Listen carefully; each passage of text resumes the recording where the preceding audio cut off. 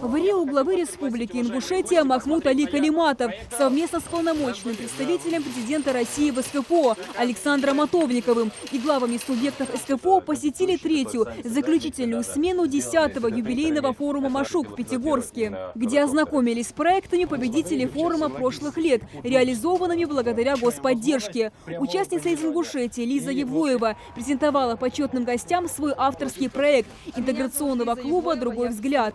Лиза Евлоева становилась победительницей форума 2 года подряд. За это время воспитанниками клуба «Другой взгляд» стали 700 человек. Центр аналогов на СКФО нет, он единственный. У нас очень много направлений, около 20 перечней. Центр бесплатный. Мы помогаем ребятам адаптироваться, интегрироваться в общество. Также мы помогаем им в трудоустройстве. Далее состоялась презентация других проектов ингушских участников Машука, которые на этом форуме получили наивысшую оценку экспертов. Практически все проекты носят социальную направленность, нацелены на благотворительность, улучшение экологической ситуации в регионе, популяризацию физической культуры и спорта. Для этого власти Ингушетии намерены создать в регионе самостоятельный орган власти, который будет заниматься молодежной политикой. Об этом сообщил в Рио главы РИ Махмуд Али Калиматов в ходе встречи с ингушской делегацией на Северокавказском молодежном форуме «Машук». Я считаю, что в той части, что у нас молодежи очень, если такое количество процентов населения, это очень важно. Поэтому, я думаю, мы проработаем, мы рассмотрим предложение, если это приемлемо, и это в рамках финансовых возможностей, в рамках нормативных актов, то мы, наверное, какое-то определенное направление сделаем, потому что это очень важно. Вы должны заниматься сами собой, понимаете? В смысле в чем?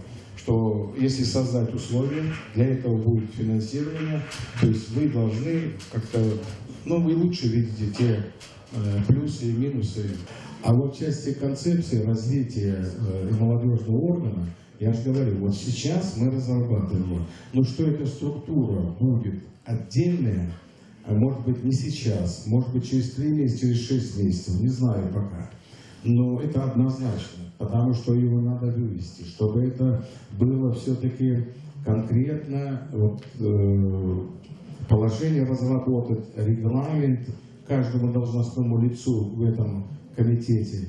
Обращаясь к машуковцам, Махмуд Али Калиматов отметил, что молодежи необходимо сделать акцент на получение востребованных профессий. Я начал изучать нашу учебную прослойку, пока до высшего учебного заведения не дошел, а вот в части колледжей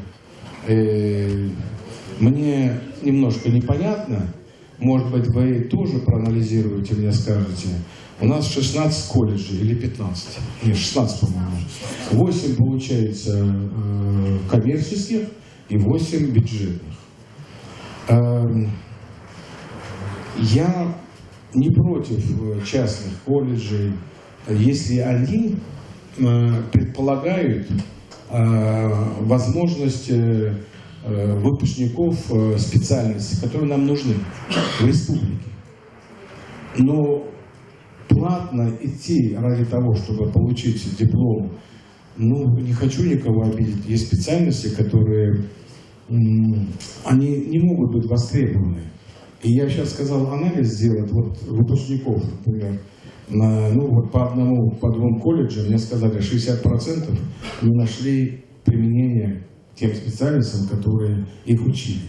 Если мы не создадим у себя учебные заведения среднеспециальные для того, чтобы применить их к нашей жизни в республике, мы же не собираемся в космос улетать, мы же должны применить те знания, которые мы получили. Поэтому сейчас будем анализировать. Это не значит, что завтра закрыть или что-то. Мы на это никогда не пойдем. Это очень продумать надо проанализировать все. Но просто ради того, чтобы получить диплом, это сложно.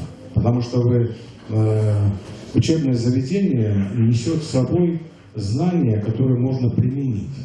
А если учебное заведение диплом ради диплома, то зачем он такой нужен-то? Потому что в жизни много чего что бывает. В Рио руководитель региона ответил на вопросы делегатов, касающихся поддержки молодежных инициатив в разных сферах жизни. В частности, представитель благотворительной организации «Корпус мира» Марьям Архиева поинтересовалась возможностью содействия органов власти в вопросах переработки мусора с привлечением в том числе и иностранных инвесторов. Полигонов нет, этого нет. Заводы очень дорого стоят, перерабатывающие, там, утилизирующие это.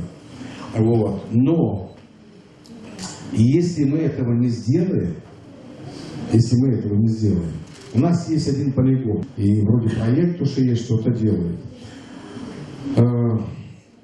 Это очень большая проблема. Я формат представляю. Надо оптимально. Сейчас есть новые технологии, которые позволяют себе без сжигания мусора, переработку его. Но для этого что нужно сделать? В некоторых городах покупают мусор. Ну, не все, вот пластик, стекло, там, какой-нибудь био, какой-нибудь отходы. И вот есть такое, что просит, например, население, можно с этого начать хотя бы. Прямо вот улица есть, вот взяли и говорите, мы вам будем платить 10 рублей. Ну, примерно.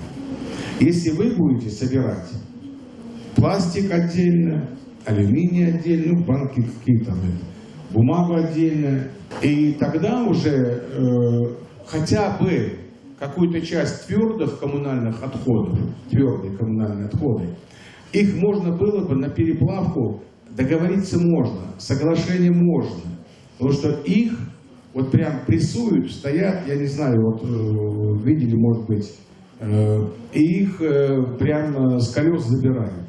Но я, честно, до этого не дошел. Ну, формат представляю.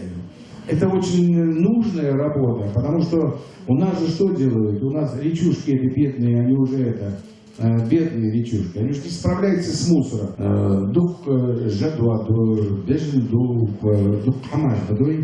А это все потом выбрасывается, понимаете?